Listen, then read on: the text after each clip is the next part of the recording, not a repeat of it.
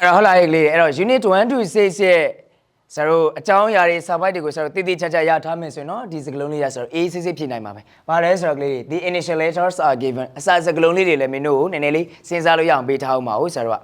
ဟုတ်ပြီနော်။ကဲဒါဆိုရင်ဆရာတို့ number 1ကိုဆရာတို့စစ်ကြည့်အောင်ဟဲ့။ကြည့်အောင်လေ question number 1 no fisherman is a blank to use electrofishing electrofishing ဆိုတော့ကလေးဘာလဲဟဲ့ electrofishing ဆိုတာလျှက်စစ်နဲ့ငါပန်းချင်းဒါကိုပြောချင်တာမလားအဲ့တော့ဆရာတို့လျှက်စစ်ငါပန်းချင်းလျှက်စစ်နဲ့ငါပန်းချင်းကိုဆရာတို့ to use အသုံးပြုဖို့အတွက်တဲ့ no fisherman ဆရာတို့ဘယ်ငါဖမ်းသမားဘယ်တငါတဲ့ဦးမှဆရာတို့ကဘာမလုပ်ထားဘူးခွင့်မပြုထားဘူးဟုတ်တယ်မလားဟောဒီမှာ question blank လေးပေးထားတယ်ဝလက်ရေးစစ်မှာဆရာတို့ a လေးပေးထားတယ်အဲ့ဒီ a ရဲ့ရှေ့မှာ is verb to be လေးပါနေဆိုတော့ဒါကိုခွင့်မပြုတာ passive voice ပုံစံလေးဖြစ်နေဟုတ်လားမဟုတ်ဘူးလားဒါဆိုရင်ဆရာတို့ကမင်းတို့ရဲ့အဖြစ်ဒီဘာဖြစ်မလဲလျှက်စစ်နဲ့ငါဖမ်းခြင်းကိုအသုံးပြုဖို့ဘယ်ငါဖမ်းသမားကိုမှဘာမလုပ်တာလဲခွင့်မပြုတာဒါဆိုရင်မင်းတို့ရဲ့အဖြစ်လေးကဘာဖြစ်မလဲအဲ့တော့ဆရာတို့ဒီຢာလေးကိုဆရာတို့ကြည့်နေပြီဆိုရင်တော့မင်းတို့အကျန်းစာအုပ်လေးပဲဖြစ်ဖြစ်စာရွက်လေးပဲဖြစ်ဖြစ်စောင်းတာဟုတ်ပြီနော်အတူတူတခါလေးလိုက်ဖြည့်အဖြစ်လေးကိုတခါလေးလိုက်ဖြည့်ဒါလေးကိုကြည့်ပြီးတော့ဟုတ်ပြီနော်ကဲဒါဆိုရင်ဆရာတို့မင်းတို့ရဲ့အဖြစ်လေးကဘာဖြစ်မလဲကလေးဘာလေးဖြည့်လိုက်ပြီလဲဟဲ့ ALLOWED allowedဟုတ်ပြီနော်အဲ့တော့ passive voice လေးလာမယ် ed ဖြုတ်လို့ရမလားဆရာတို့မရအောင်နော် passive voice ပုံစံလေးဆိုတော့ is ကနောက်မှာ verb 3လေးဝင်ပေးတယ်ဒါဆိုရင်ဆရာတို့ရမလားဟဲ့ရမယ်နော်ကဲဒါဆိုရင်ဆရာတို့ question number 2ကိုဆရာတို့ဆက်သွားမယ်ကြည့်အောင်လေး question number 2 price negotiation ဘာလဲဟဲ့ price negotiation ဆိုတာဈေးစစ်ခြင်းမလားဈေးစစ်ခြင်းဟုတ်ပြီနော်အဲ့တော့ဘယ်မှာလဲဆိုတော့ကြည့် between buyers and sellers sellers မှာဆရာတို့ s လေးပါတယ်လားအဲ့တော့between buyers and sellers အဲ့တော့ဝယ်သူတွေနဲ့ရောင်းသူတွေကြားဘာနဲ့ဘာကြားလဲဆိုတော့ဝယ်သူတွေနဲ့ရောင်းသူတွေကြားအဲ့တော့ဝယ်သူနဲ့ရောင်းသူကြားလဲဆိုတော့အများကြီးရှိတာဟုတ်เนาะဆိုတော့အပြင်ဆိုင်တွေမှာလည်းရှိဒါပေမဲ့ तू ကဘယ်မှာလဲဆိုတော့ in online shopping online ဈေးဝယ်ခြင်းမှာရှိတဲ့ဝယ်သူနဲ့ရောင်းသူကြားထဲမှာ price negotiation ဆိုတော့ဈေးစစ်ခြင်းကိုဝယ်သူနဲ့ရောင်းသူဈေးစစ်ခြင်းကိုဒီမှာလဲဘာလဲဘာမလုပ်ဘူးလဲဟဲ့ခွင့်မပြုဘူးဈေးစစ်တယ်ဆိုတာမရှိဘူးဆရာတို့ကဈေးစစ်လို့ရပါမလားဟဲ့မရဘူးเนาะဆရာတို့ traditional story မှာတော့မီယိုဖလားဆရာတို့ story ဆိုင်တွေမှာအပြင်ဆိုင်တွေမှာတော့ဆရာတို့ဈေးစစ်လို့မရဘူးလားရမယ်เนาะဘယ်လောက်လေးနဲ့ထားပေးပါအောင်ဒါလေးထားလိုက်ပါအဲဒီလိုမျိုးလေးပေါ့900 short ရင် short မယ်300 short ရင် short မယ်ဆရာတို့ online shopping မှာတော့အဲ့နှစ်ခုခွင့်ပြုထားလားခွင့်မပြုထားလို့ပြောချင်တာရမယ်เนาะဒါဆိုရင်လည်းဒီမှာလည်းဒီအဖြေကဒါလေးနဲ့သွားတူမလား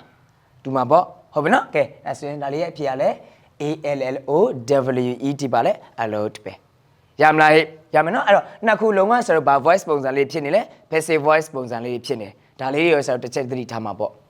ရမယ်နော်ကဲဒါဆိုရင်ဆရာတို့ number 3ကိုဆက်သွားရအောင်ကျန်ကလေးတွေပါတယ်လေ for online shopping online ဈေးဝယ်ခြင်းအတွက်ဆရာတို့က time and place ဘာနဲ့ပါအချိန်နဲ့နေရာအဲ့ဒီအချိန်နဲ့နေရာက do not add as a h blank ဘာမှဖြစ်တာလဲ online ဈေးဝယ်ခြင်းမှာဆရာတို့အချိန်နဲ့နေရာတွေကဘာမှဖြစ်တာဘာမှဖြစ်တာလဲဖြည့်နေပြီလားဖြည့်နေပြီလားဟုတ်ပြီနော်ဖြည့်ထားမယ်နော်စဉ်းစားတွေးတောလို့ရတယ်များ h နဲ့စရအောင်ဖြည့်တာဘာဖြစ်မှာလဲအဟံအတာမဖြစ်တာမဖြစ်တာလဲအဟံအတာမဖြစ်တာအချိန်ပူစရာမလိုတရက်လုံး24နာရီဆိုဝယ်လို့မရဘူးလားရတယ်မိုးရွာရင်လည်းပိတ်လိုက်မပိတ်ဘူးဒါလို့ပြောချင်တာအချိန်နဲ့နေရတယ်ဘာမှအဟံအတာမဖြစ်ဘူးဒါကိုပြောချင်တာဟုတ်ပြီနော်ဒါဆိုရင်မင်းရဲ့အဖြေလေးကပါလေ hindrance ဖြစ်မှာပေါ့HINDRANC hindrance ပါလေအဟံအတားမဖြစ်ဘူးလုံးဝမဖြစ်ဘူးအချိန်နဲ့နေရဘယ်မှာလဲ online shopping မှာလို့ပြောချင်တာလေးဒါဆိုရမလားရမနော်ဒါဆိုရင်ဆရာနံပါတ်3ခုလုံးရမလားရမနော်ကဲဒါဆိုရင်ဆရာ question number နောက်တစ်ခုသွား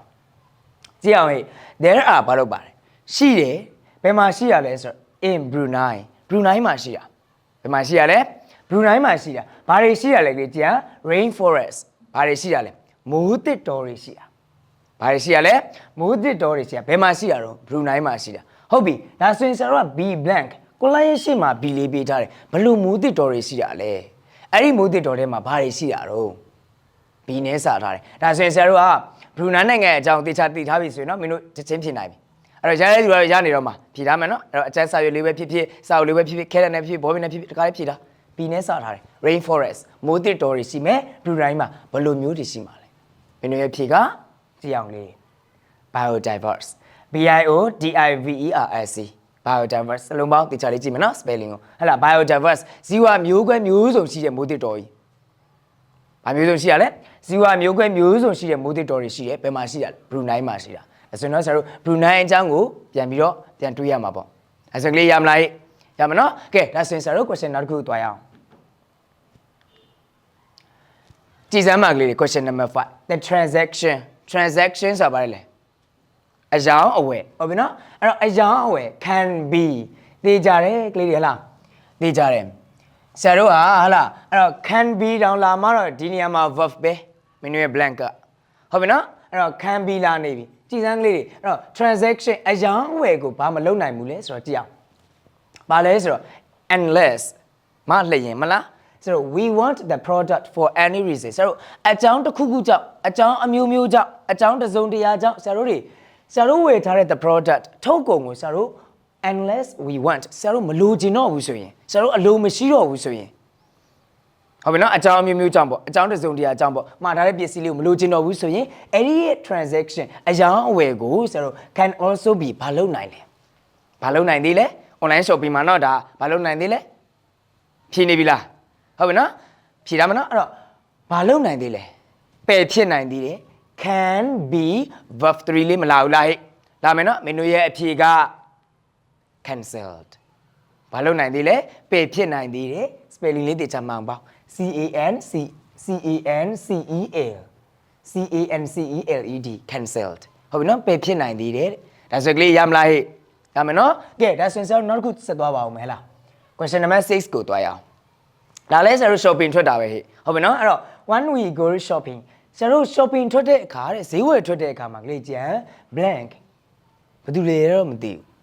as ဆရာတို့ကိုကျွန်တော်တို့ကို to buy their products သူတို့ရဲ့ထုတ်ကုန်ပစ္စည်းတွေကိုဆရာတို့ကိုဝယ်ယူဖို့ influence လွှမ်းမိုးဖို့နော်သူတို့ရဲ့ထုတ်ကုန်ပစ္စည်းတွေကိုဆရာတို့ဝယ်ယူဖို့အတွက်ကိုလွှမ်းမိုးဖို့ကြိုးစားတာဘယ်သူကကြိုးစားတာတော့ဘယ်သူကကြိုးစားရလဲ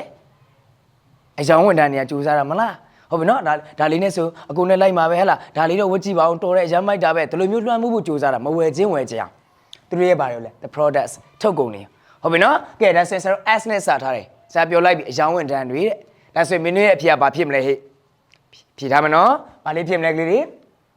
sales attendants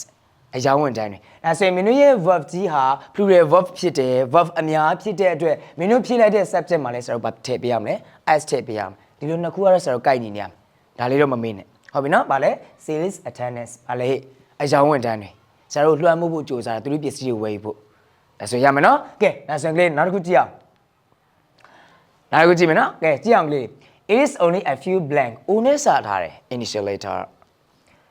ဘာလဲဆိုတော့ကလေးဟလားအဲ့တော့ to talk ပြောဖို့စကားပြောဖို့ဘာသူနဲ့လဲဆိုတော့ to a sales representative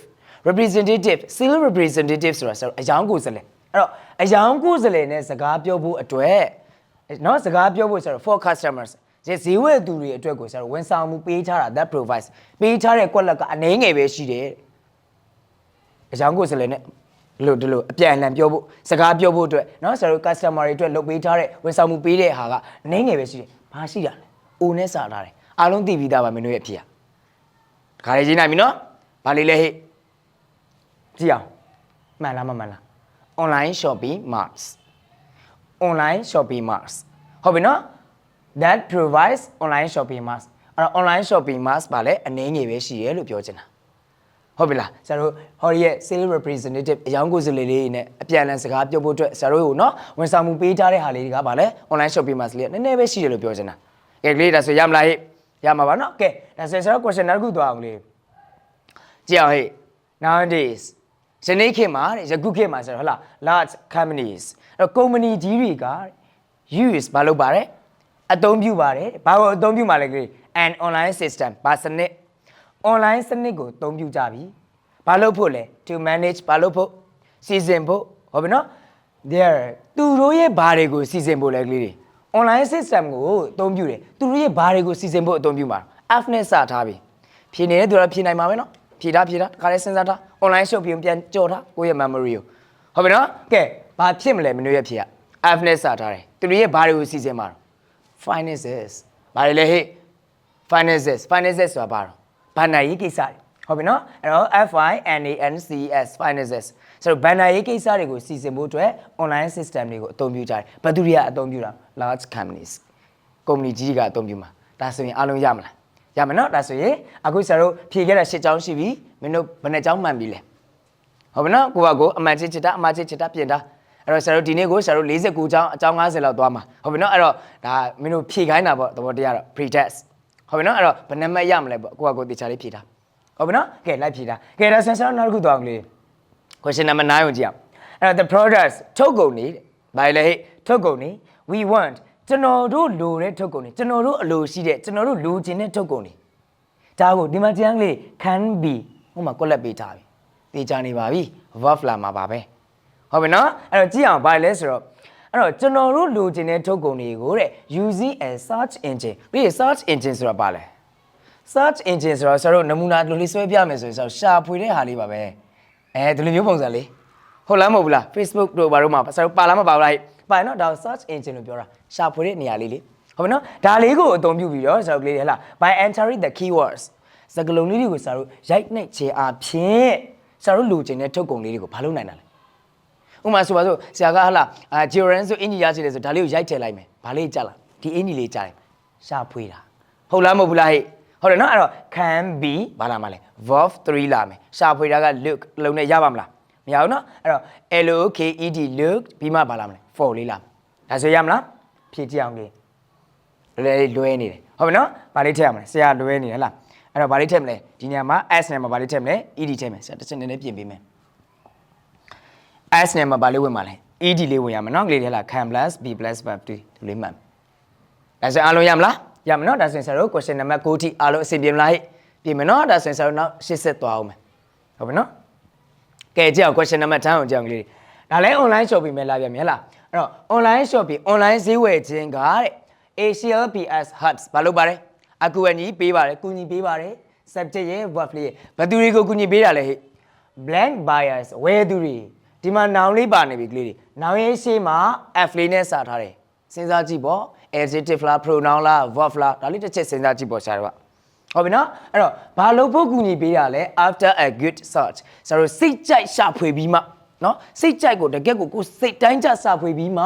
a product ဆရာတို့လိုချင်တဲ့ထုတ်ကုန်ကို to purchase ဝယ်ယူဖို့အတွက်ကိုဘယ်လိုမျိုးဝယ်သူတွေကိုဆရာတို့ကူညီပေးတာလဲဒါလေးမကြိုက်ပြန်ဘူးဒါလေးနဲ့လိုက်တယ်ဒါလေးလည်းမကြိုက်ပြန်ဘူးဟလားဟိုကလည်းမကြိုက်ပြန်ဘူးဒါလေးပြပေးပါလားဘယ်လို bias ဖြစ်မလဲကြီးများတဲ့ဝယ်သူတွေပေါ့စီးကြကြောင်တဲ့ဈေးဝယ်သူတွေပေါ့ဆိုတော့ဟုတ်လားမဟုတ်ဘူးလားဟဲ့ဟုတ်မယ်နော်အဲ့တော့ဒါလေးကိုသိမှာပါ F နဲ့စာထားကလေးဘာဖြစ်မှာလဲ FUSSY first buyers ဟုတ်လားမဟုတ်ဘူးလားဟုတ်တယ်နော်ကြီးများတဲ့ဈေးဝယ်သူတွေဆရာတို့မင်းတို့လို့ပေါ့ဟုတ်ပြီနော်ကဲဒါစင်ဆာ question number 10ထိဘယ်နှမှတ်ရပြီလဲ10မှတ်အပြည့်ရတယ်လို့ရှိမလားရှိမှာပါနော်အဲ့တော့10မှတ်အပြည့်ရလူလည်းရှိမှားတဲ့လူလည်းရှိမှာပေါ့ကဲဒါဆိုရင်ဆရာတို့ဆက်သွားအောင်မလား question number 11ကိုသွားရအောင်customers who buy things for 50,000 just and above customers ဆိုတော့ဝယ်သူတွေ customers တွေဟုတ်လားအဲ့တော့ဘယ်လောက်နဲ့အထက်ဝယ်ယူသူလဲကလေး 50,000 just and above 9,000ကျော်9,000နဲ့အထက်ဝယ်တဲ့နော်ပစ္စည်းဝယ်တဲ့ customers တွေကဒါ subject will get ဘာလုပ်မယ်ရမယ်ရရှိလိမ့်မယ်ဘာလို့ရမှာလဲ special အများကြီးဝယ်မှာတော့အဲ့ဒီဆိုင်ဘာတွေပေးပြီလဲ special discounts တွေမပေးဘူးလားဟေးပေးမယ်နော်ဒါစင်ဆာတော့ဒီနဲ့စာထားပြီးဒီအဖြေကတော့မင်း KG တန်းကလေးတောင်သွားဖြေခိုင်းရလားမရလားရတယ်နော်ဟုတ်ပြီနော်ဒါစင်ဆာတော့ဒီနဲ့စာထားတယ်ဘာလေးဖြစ်မလဲ discount မှာပါထက် s ထက် DIS COUNTS ဒါကြီးတော့ဆရာတို့စလုံးမမဖို့လို့မလားမလို့ဘူးနော်ရမနော်ကဲဒါဆိုရင် question number 11မရှင်းတာမရှိဘူးနော်ကဲဒါဆိုရင်ဆရာတို့ question number 12ကိုသွားမယ်ကြည့်အောင်လေး most of the foods အစားအများစုဘာအများစုအစားအများစုဟုတ်ပြီနော် that လာလေထူးပြတာဒီလိုမျိုးလေးသွားမှာအောင်ဆရာတို့ we commonly eat today ဘာလဲဟဲ့ယနေ့ခေတ် we commonly eat ကျွန်တော်တို့အများအားဖြင့်စားကြတဲ့အစားအများစုဒါလိုမဟုတ်ဘူးလားဟုတ်ပြီနော်အဲ့တော့ကျွန်တော်တို့ယနေ့ဟလာဆရာတို့အများအားဖြင့်စားကြတဲ့အစားအများစုကဖြစ်ကြပါတယ်ဘယ်လောက်ရမလားရမယ်နော်အဲ့တော့ဖြစ်ကြပါတယ် the product ထုတ်ကုန် of G blank ကွန်လိုက်ရဲ့ product ထုတ်ကုန်တွေဖြစ်တယ်ကလေးအားလုံးရတော့မှာအားလုံးဖြည့်နိုင်တော့မှာဒီအဖြေကဘာဖြစ်မလဲ globalization အားလုံးရမယ် globalization ထုတ်ကုန်တွေဆရာတို့ယနေ့စားနေကြတဲ့အစားအများစုဟုတ်လားမဟုတ်ဘူးလား ဟုတ်ပြီနော်အဲ့တော့ဒါဆိုရင်မင်းတို့ရဲ့အဖြေကပါလဲ globalization globalization globalization ဒါဆိုဆရာတို့ရမလားဟဲ့ရမနော်ကဲဒါဆိုရင်12ခုပြီးသွားပြီ12ကြောင်းပြီးသွားပြီဟုတ်ပြီနော်ကဲဒါဆိုရင်ဆရာဆက်သွားအောင်ပါဗျာကြည့်အောင် question number 13 most people လူအများစုက can blank ကိုလက်နိုင်ကြအောင် to eat စားဖို့ at famous restaurants ဆိုတော့နာမည်ကျော်စားသောက်ဆိုင်တွေမှာစားဖို့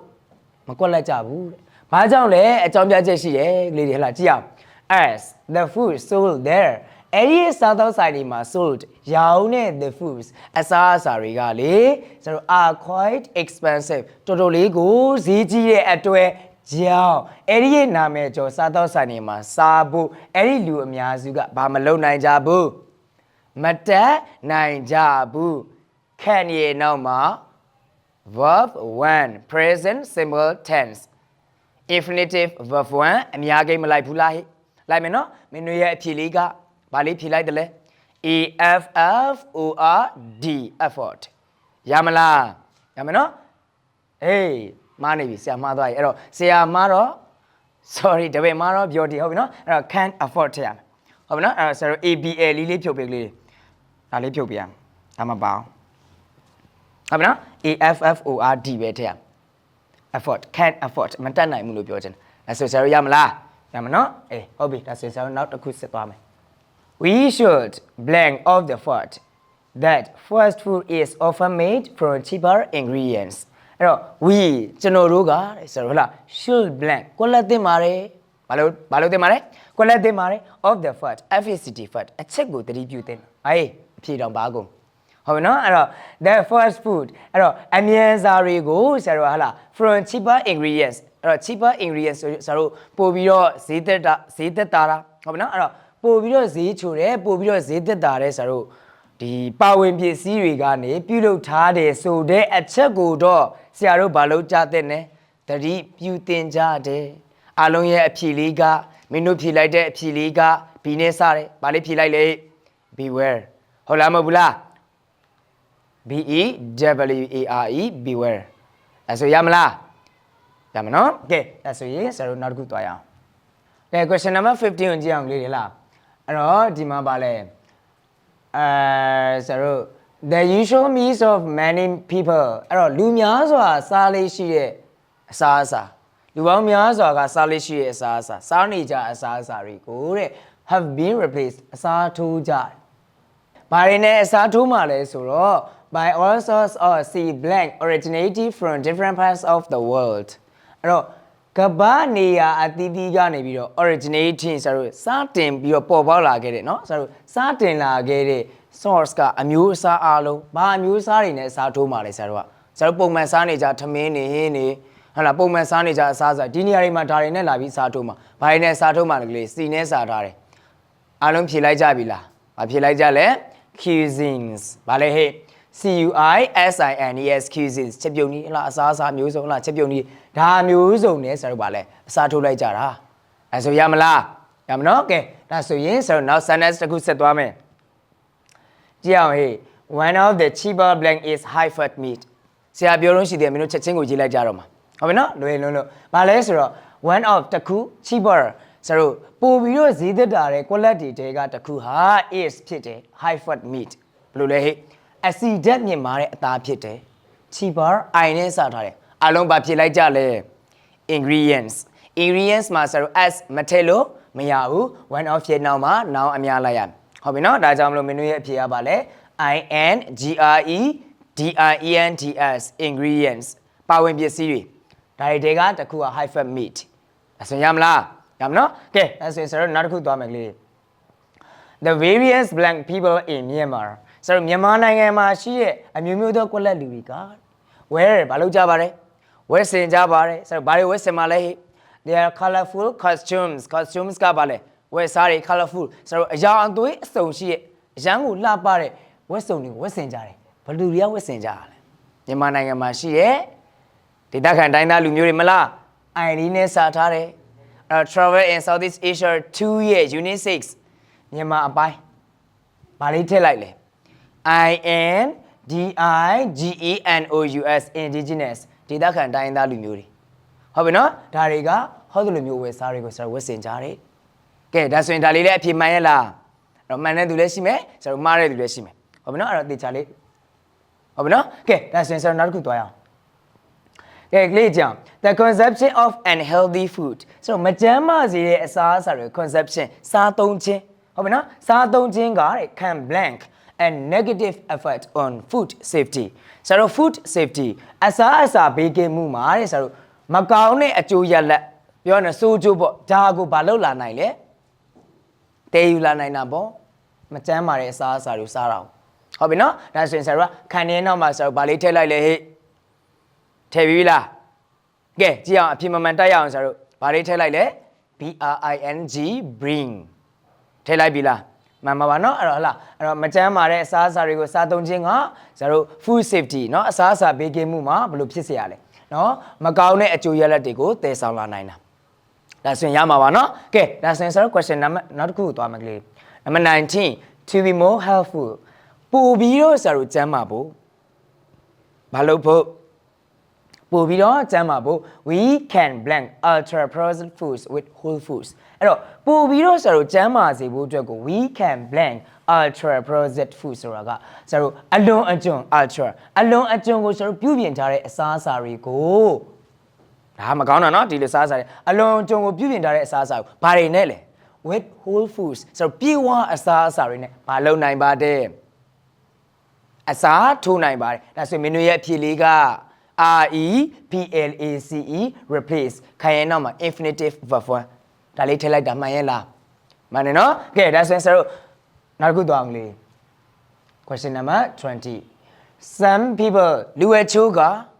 eat ဘာလုပ်ကြပါတယ်စားကြပါတယ် vegetable blank ဟင်းသီးရပါလဲတော့မသိဘူးစားတယ်ဆရာတို့ကြည့်အောင်လေအဲ့တော့ some people လူအချို့ကလေ for their breakfast သူတို့ရဲ့ဘာအတွက်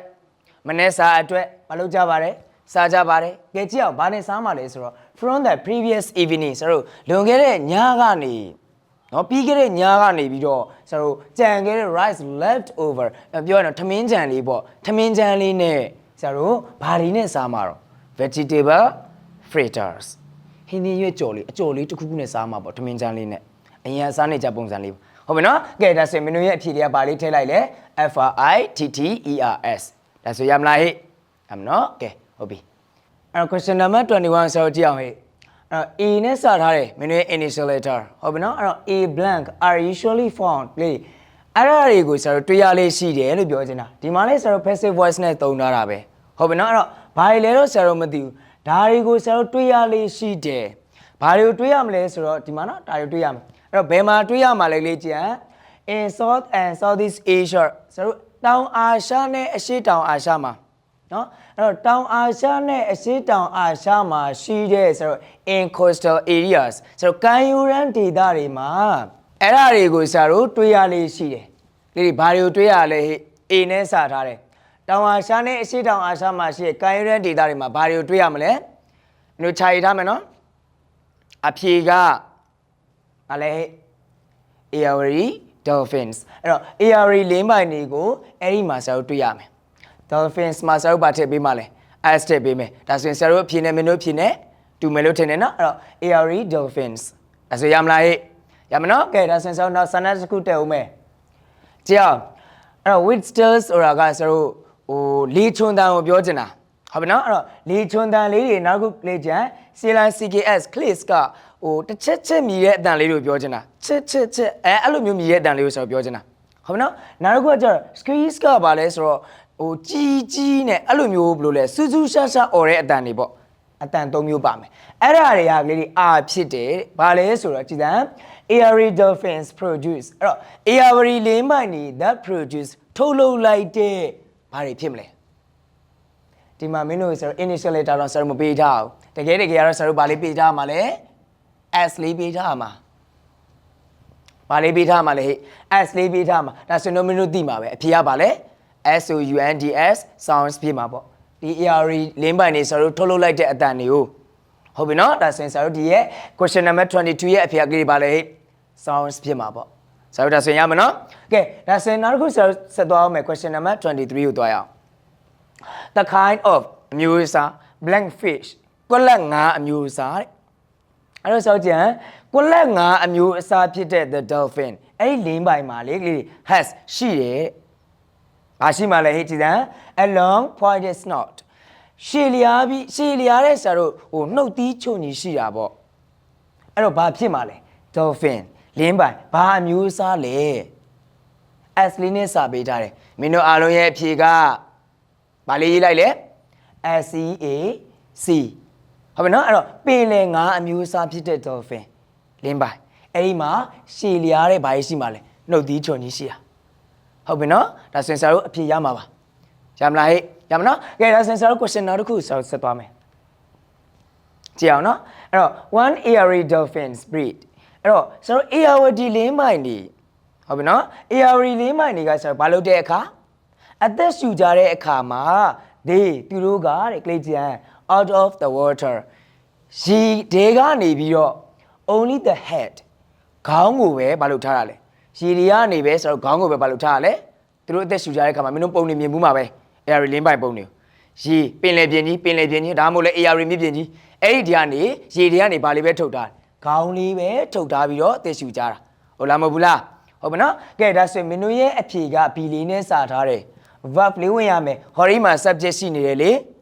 ဟုတ်လားမဟုတ်ဘူးလားကဲဒါဆိုရင်မင်းတို့ရဲ့ answer အဖြေအမှန်ကလေးဘာလဲဟဲ့ BRING bring ခေါင်းလေးပဲထုတ်ပြီးတော့အသက်ရှူကြတာဟုတ်လားမဟုတ်ဘူးလားဟုတ်ပြီနော်ကဲဒါဆိုရင်ဆိုတော့နောက် sentence တစ်ခုသွားရအောင်ကဲကလေးကြည့်အောင်ဟဲ့ in Laos ဘယ်နိုင်ငံမှာ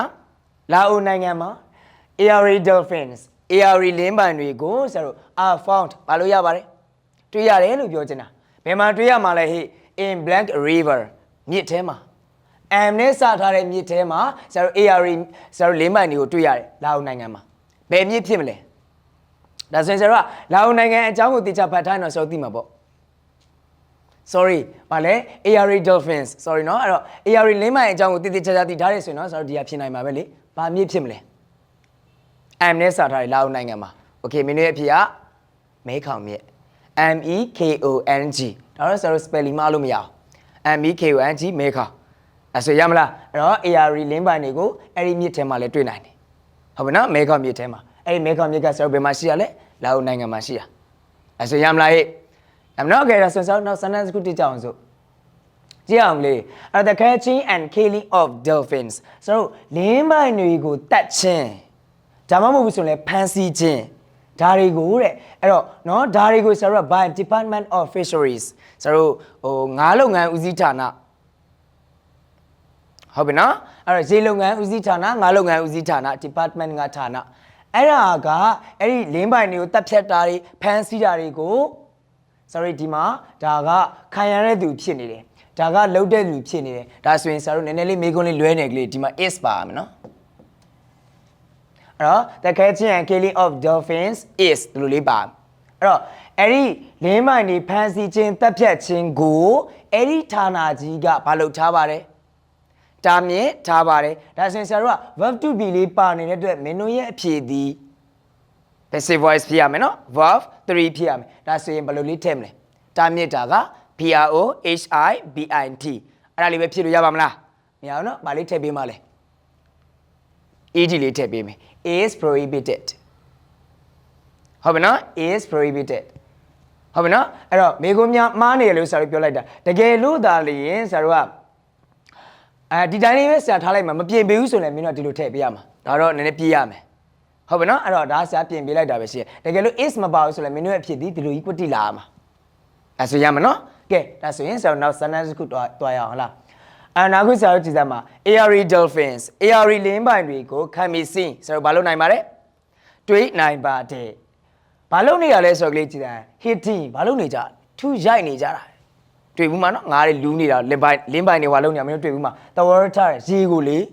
ဘာတွေနေလဲဆိုတော့ကလေးကြည့် with their f black and teeth ကအမီသူတို့ရဲ့အမီတွေနဲ့ဒီလိုမျိုးဘုံရိုက်နေတာဒီလိုမျိုးခုံလိုက်ပေါက်လိုက်ဟုတ်လားမဟုတ်ဘူးလားဟုတ်ပြီနော်အဲ့တော့အမီးတွေနဲ့နောက်တစ်ခုသူတို့ရဲ့ဘာလေးတွေနဲ့တော့ရေကိုရိုက်မှာဘဟက်လေဟုတ်တယ်နော်လင်းပိုင်မှာလေဘဟက်ကိုသိတယ်မလားလင်းပိုင်ရဲ့ခန္ဓာကိုယ်ကြီးကနေအမီးမဟုတ်သေးဘူးဘေးနားမှာပါနေတာကိုပြောချင်တာဟလားဘဟက်ဒါဆိုရင်မင်းတို့ရဲ့အဖြစ်လေးကဘာဖြစ်မလဲ f နဲ့စာထားတဲ့ကလေးတွေ ဖြေနေပြီလားဟုတ်ပြီနော်အဲ့ဆရာနဲ့အဖြေတိုက်ကြည့်အောင်ဖြေနေပြီဆိုရင်တော့ FLIPPERS flavors ဘဟက်ကိုပြောချင်တာလင်းပိုင်မှာပါတဲ့ဟာလေအမိမုတ်သေးဘူးဒါတွေနဲ့ဆရာတို့ရေနဲ့ရိုက်ခတ်နေတာကိုဆရာတို့မြင်တွေ့ရနိုင်တယ်လို့ပြောချင်တာဒါဆိုရင်ရမယ်နော်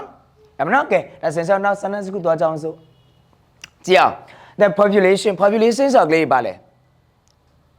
ဥယေမလားအဲ့တော့ Erie dolphins အဲ့တော့ Erie လင်းမိုင်တွေရဲ့ဥယေအရေအတွက်ကတဲ့ year after year တစ်နှစ်ပြီးတစ်နှစ်ဆရာတို့ဘာလုပ်လာတာလဲဟဲ့ဒီမှာလေ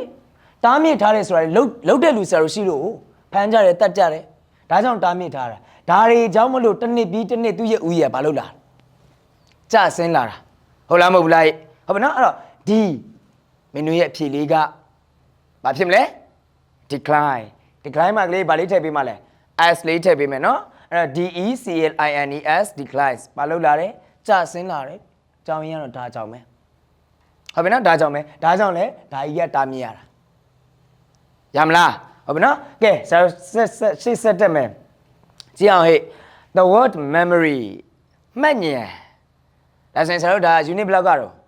unit 3ကမှတ်ဉာဏ်အကြောင်း memory အကြောင်းဟုတ်ပြီနော်ဒါဆိုရင် the word memory မှတ်ဉာဏ်ဆိုတဲ့စကားလုံးက means ဘာလို့ပါလဲဆိုလိုပါတယ်ဘာဝဲဆိုလာလဲကြည့်စမ်း a blank to remember ဒါကဆရာတို့နည်းနည်းလေးလွဲရကလေး to remember ဒါလေးက or ဖြစ်မယ်နော်ဟုတ်လား or ဒါမှမဟုတ် to recall ပေါ့ဟုတ်လား or ဖြစ်မယ် off မဟုတ်ဟုတ်လားအဲ့တော့ memory ဆိုတဲ့စကားလုံးလေးကလေ something ဆရာတို့တစ်စုံတစ်ခုကိုအကြောင်းအရာတစ်ခုခုကို to remember ဆရာတို့မှတ်မိဖို့ဒါမှမဟုတ်ဘူးဆိုလဲ recall ဆိုတာဆရာတို့ပြန်တွေးဖို့အတွက်ဘာလေးလဲအဲ့ memory ဆိုတာဘာလေးလဲစွမ်းရည်ပေါ့ဟုတ်ပြီနော်ဒါဆိုရင်မင်းတို့ရဲ့အဖြေကဘာလေးထည့်လိုက်မလဲဟဲ့ ability ability စွမ်းရည်ဟုတ်ပြီနော်ဆရာတို့တစ်စုံတစ်ခုကိုမှတ်မိဖို့ဒါမှမဟုတ်ဘူးဆိုလဲပြန်တွေးဖို့ဒါလေးကိုဆိုလိုချင်တာစွမ်းရည်ပဲ memory ဆိုတာဒါဆိုရင်ရမလားဒါဆိုရင်ဆရာတို့စုစုမှာဘယ်နှကြောင်းရှိသွားလဲ29ကြောင်းကိုဆရာနဲ့အတူတူဖြည့်နေကြတာဟုတ်ပြီနော်ဘယ်နှမှတ်ရမလဲတော့ကိုယ့်အကိုတွက်ကြည့်တာဟုတ်ပြီနော်ဘယ်လောက်ထိမင်းတို့ဖတ်ထားသလဲပေါ့ဒါဆိုရင်ဆရာတို့နောက်တစ်ခုသွားမယ်ကဲဆရာတို့ question number 30ကိုလေးကြည့်အောင်ဟဲ့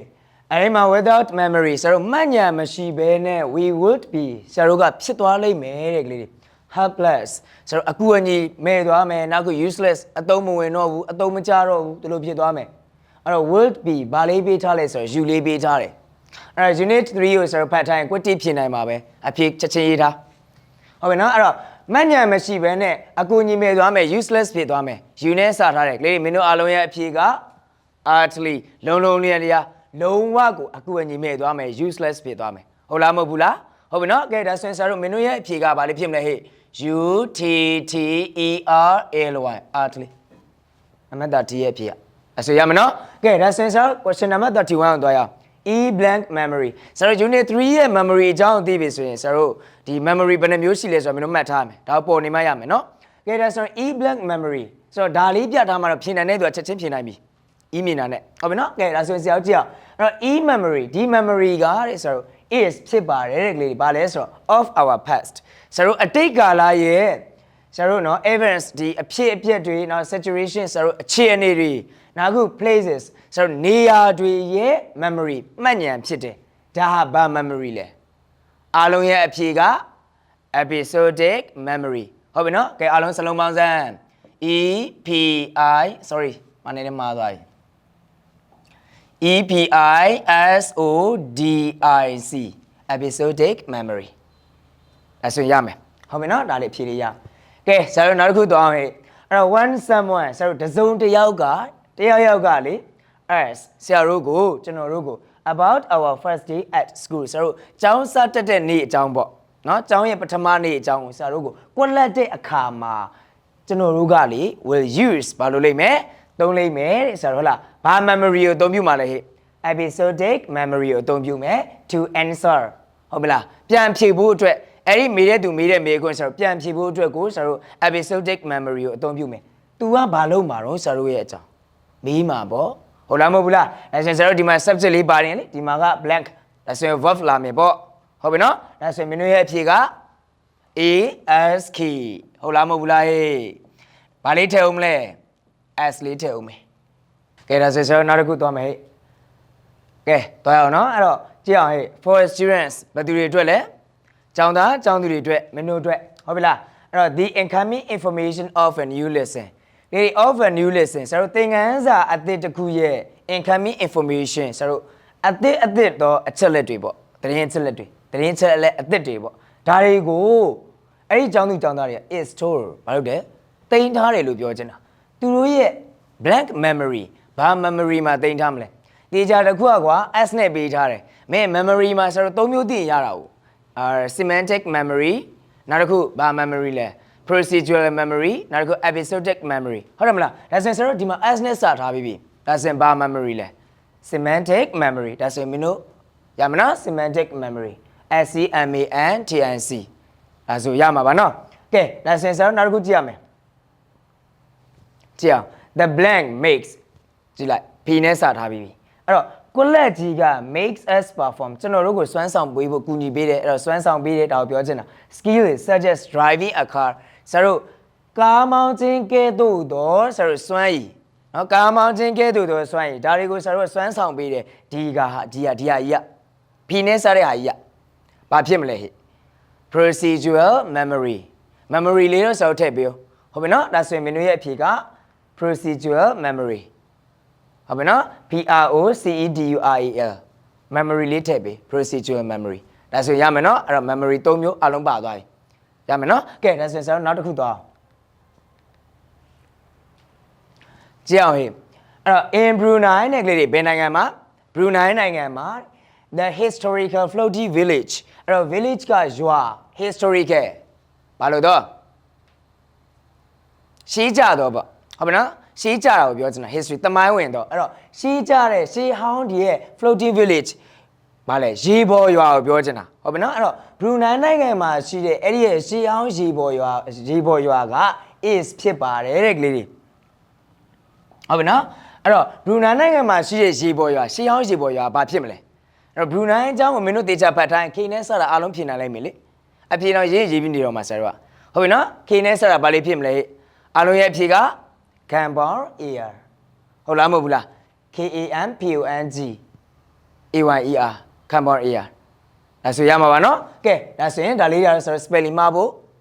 မလို့နော် spelling မှအောင်ရေးရမယ်ကဲဒါဆိုရင်ဆိုတော့နောက်တစ်ခုစစ်တက်မယ်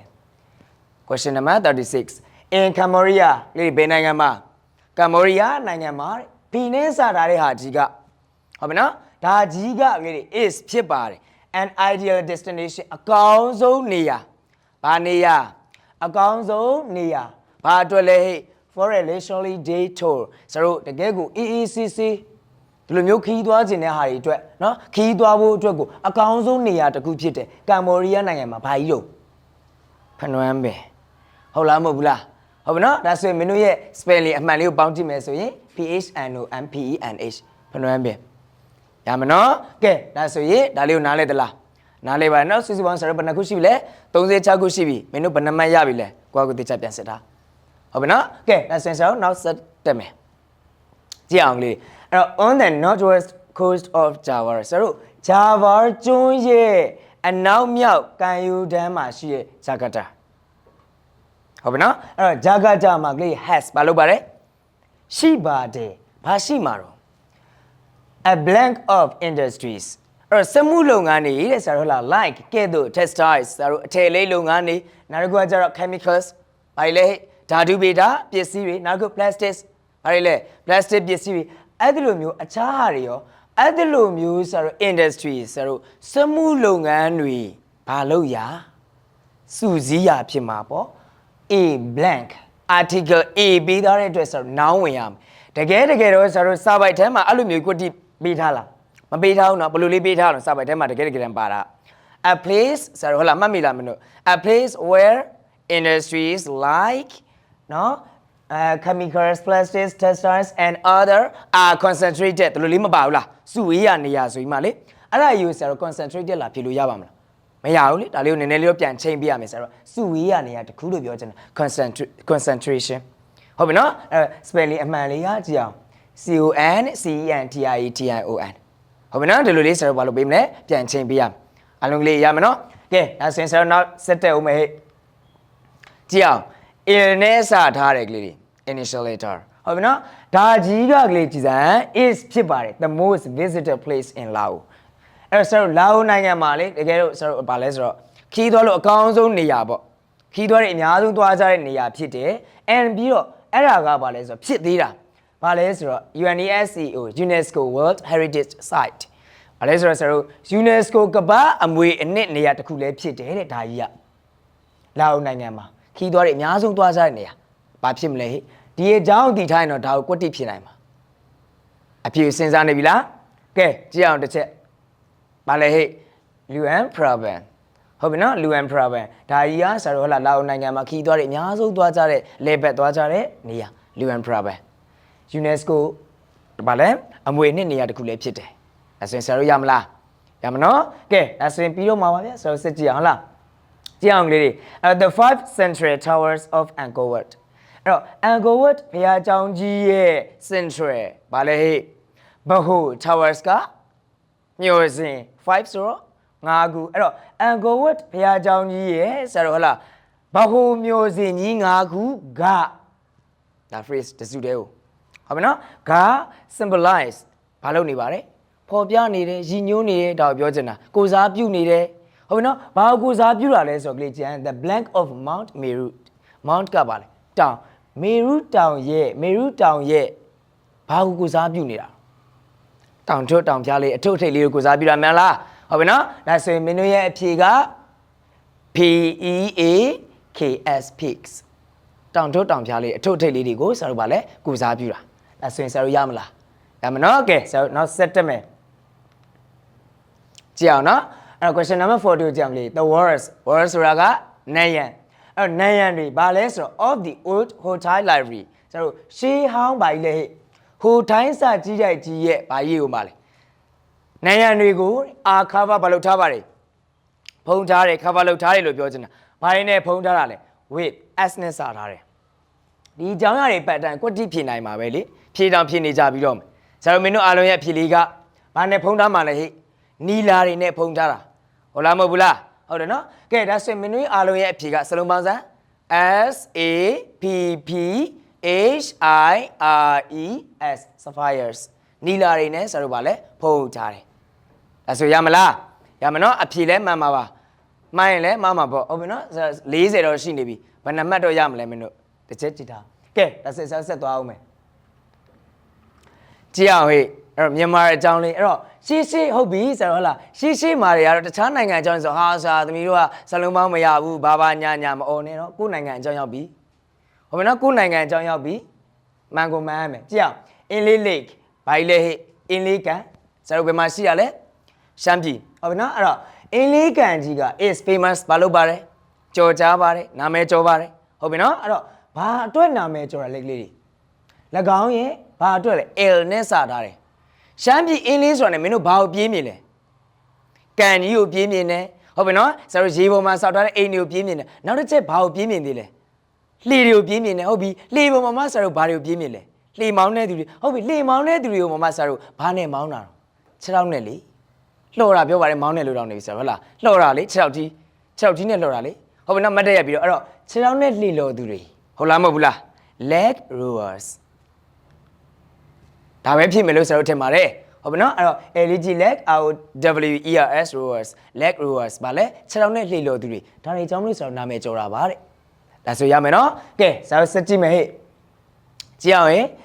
မြန်မာကတဲ့ကလေးတွေ is no မြန်မာကိုဆရာတို့သိကြတယ် as လို့သိကြတယ်အဖြစ်သိကြတယ် the golden land ဆရာတို့ရွှေနိုင်ငံဆိုပြီးတော့ဆရာတို့သိကြတာ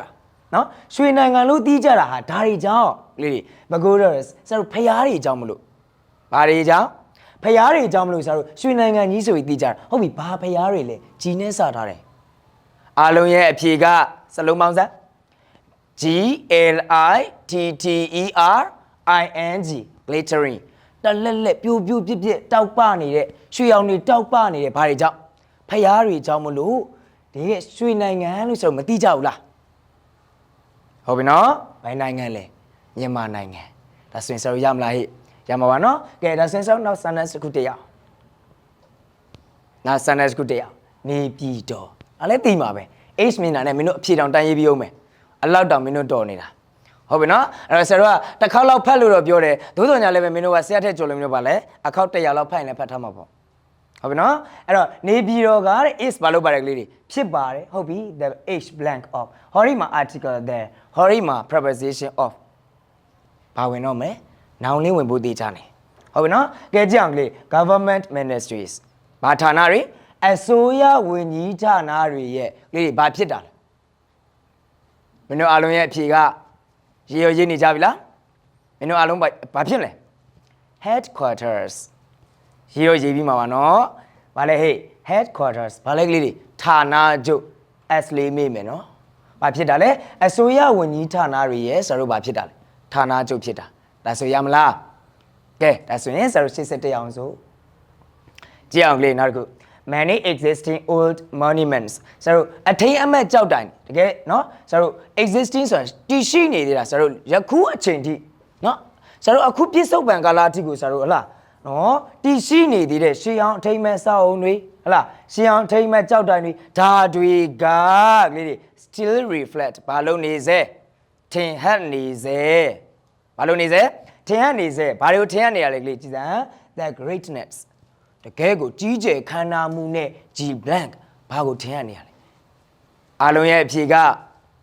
glory ပေါ့ရေးရမှန်မှာပါနော်ဆိုတော့ဟုတ်လားအဖြေအားလုံးပါလဲ GLORY glory ပါလဲဂုံကျက်တည်းဒါတွေကို still reflect ထင်ဟပ်နေစေဖြစ်ပါတယ်လို့ပြောချင်တာဒါဆိုအားလုံးရမလားဒါမနော်ကဲဒါဆိုရင်ဆိုတော့နောက်ဆက်တက်မယ်အားတင်ထားမယ်နော်ကြည့်အောင်လေးပကံအားလုံးသိပြီသားဟုတ်ပြီနော်အဲ့တော့ဗကန်ကလေးတွေဟလား in Asia အာရှမှာတဲ့ one of တခုတေးကြတဲ့ one of ရဲ့နောက်မှာနောင်အများဒီမှာ s ပါမယ်နော်အဲ့တော့ treasure ဆိုအဖိုးမပြတ်နိုင်ဆိုရတနာတွေပေါ့အဲ့တော့ပြောရရင်တော့ A နဲ့စထားတဲ့အားလုံးရဲ့အဖြေသိမှာပါဆိုတော့ဟုတ်လားဗကန်ဆိုတာ UNESCO ကဘယ်လိုမျိုးအသိမှတ်ပြုထားရလဲဆိုတော့ကဘာမှာလေဟုတ်တယ်ဘာလဲဆရာတို့နော်ရှေးဟောင်းသူတေသနာနေမျိုးစီအသိမှတ်မပြုထားဘူးလားပြထားနော်ဒါဆိုရင်မင်းတို့ရဲ့ဖြေလေးကဘာဖြစ်မှာလဲ archaeological treasure houses in Asia ဆိုတော့အာရှမှာတော့တကယ်ကိုနော်ဆိုတော့ရှေးဟောင်းသူတည်တနာတကယ်ရတနာရှိတဲ့နေရာကြီးလို့ပြောချင်တယ်အိမ်ကြီးဆိုတာတဲ့ဒီလိုမျိုးတင်စားတာပေါ့ဆရာတို့ကဒါမနော်ဒါဆိုရင် spelling လေးကြည့်အောင်တစ်ချက် ARCHAEOL archaeological ဒါဆိုရင်ရမလားရမနော်ကဲဒါဆိုရင်နောက်ဆက်တက်အောင်မယ်ကြည့်အောင်လေး long ရှည်လျားတာရှည်လျားတဲ့ဓာကြီးဟုတ်ပြီနော် white sandy ဆိုတာတကယ်ဟိုသဲဖြူတွေပေါ့ဟုတ်ပြီနော်ရှည်လျားတယ်နောက်သဲဖြူတွေရှိရဲနောက်ပြီးတော့ဒီလိုမျိုးကမ်းခြေတွေဘီနဲ့စထားတယ်ဒီလိုမျိုးကမ်းခြေတွေကိုဆရာတို့က can be found in Myanmar ဘယ်နိုင်ငံမှာတွေ့နိုင်လဲမြန်မာနိုင်ငံမှာဆရာတို့ဘာလုပ်နိုင်လဲတွေ့နိုင်တယ်ရှည်လျားတယ်အဲ့ဒီကမ်းခြေကြီးကနောက်ခုသဲဖြူတွေလည်းရှိတယ်နောက်ပြီးတော့ဘာဖြစ်တာလဲဘီအားလုံးရဲ့အဖြေကရေးပြီးတော့မယ်ချက်ချင်းကိုဟုတ်လားဘာလေးဖြစ်မလဲpristine စလုံးပါ PRISTINE pristine ဘာလဲမပြည့်စည်သေးတဲ့ကမ်းခြေဆိုတော့ပြည့်စည်ခြင်းမပြည့်စည်ခြင်းကတော့ဘယ်ပေါ်မှာမူတည်မလဲဆိုတော့လူတွေပေါ်မှာမူတည်မှာပေါ့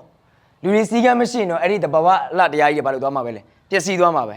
တေချာတခုတော့ကလေးတွေဟလားလူသူအရောက်ပေါက်များရင်တော့အဲ့နေရာပြည့်စည်ဖို့ခွင့်လန်းများတယ်ဟုတ်ပြီနော်ဒါတော့သိတာကဲဒါစင်ဆောင်နောက်ဆက်တစ်ခုသွားမယ်ကြည့်အောင်လေးတွေအဲ့ there as နဲ့စထားပြီကြည့်အောင်ဟေး processed food and fast food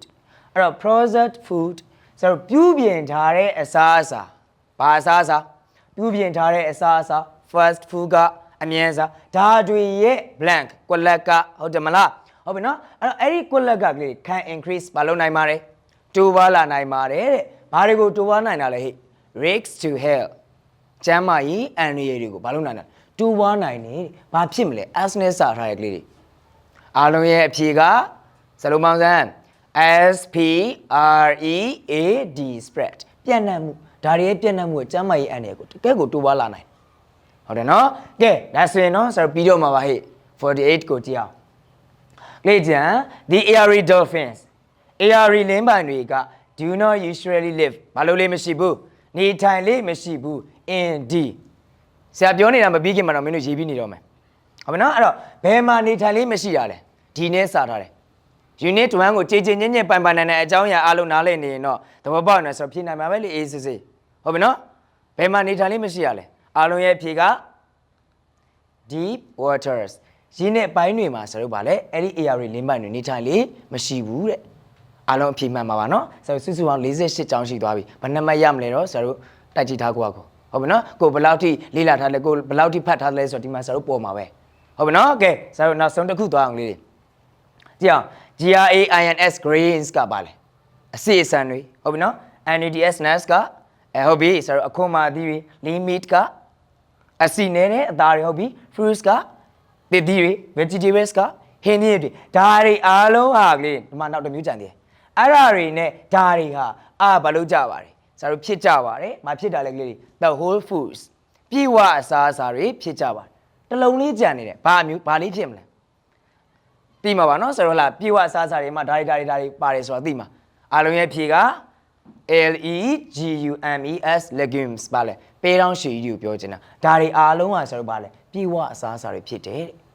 ကဲဒါဆိုရင်တော့ဆရာတို့စုစုပေါင်းဒီနေ့ unit 1 to 6ကိုဟုတ်လားဒီလိုမျိုးကွက်လက်လေးတွေဖြည့်လိုက်ကြတာအားလုံးရကြရဲ့လား